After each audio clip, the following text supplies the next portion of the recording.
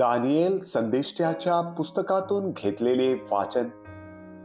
मी पाहत असता आसने मांडण्यात आली आणि एक पुराण पुरुष आसनारूढ झाला. त्याचा पेहराव बर्फासारखा पांढरा होता. त्याच्या डोक्याचे केस स्वच्छ लोकरीसारखे होते. त्याचे आसन प्रत्यक्ष अग्निज्वालामय होते आणि त्या आसनाची चक्रे धगधगीत अग्निरूप होती. त्याच्या समोरून अग्निप्रवाह वाहत होता. हजारो देवदूत त्याची सेवा करत होते. लाखो लोक त्याच्या समोर उभे होते. न्यायसभा भरली, पुस्तके उघडली गेली. मी रात्रीच्या दृष्टांतात पाहिले, इतक्यात पहा, आकाशातील मेघांवर आरूढ होऊन मानव पुत्रासारखा कोणी आला.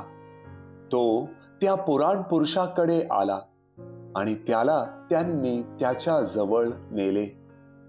सर्व लोक, सर्व राष्ट्र आणि सर्व भाषा बोलणारे लोक यांनी त्याची सेवा करावी म्हणून त्याला प्रभुत्व, वैभव आणि राज्य ही दिली. त्याचे प्रभुत्व अक्षय आणि अढळ आहे. त्याचे राज्य अविनाशी आहे. प्रभूचा शब्द. देवाला धन्यवाद.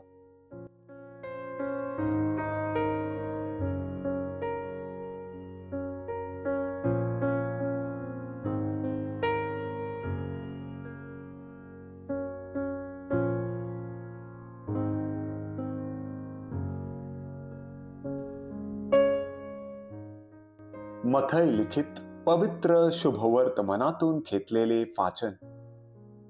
येशूने पेत्र, याकोब व त्याचा भाऊ योहान यांना आपणा बरोबर एका उंच डोंगरावर एकांती नेले. तेव्हा त्याचे रूप त्यांच्या देखत पालटले. त्याचे मुख सूर्यासारखे तेजस्वी झाले आणि त्याची वस्त्रे प्रकाशासारखी शुभ्र झाली. तेव्हा पहा, मोशे व एलिया हे त्याच्या बरोबर संभाषण करीत असलेले त्याच्या दृष्टीस पडले. मग पेत्र येशूला म्हणाला, प्रभुजी, आपण येथे असावे हे आपल्याला बरे आहे. आपली इच्छा असली तर मी येथे 3 मंडप उभारतो, आपणासाठी एक, मोशेसाठी एक व एलियासाठी एक.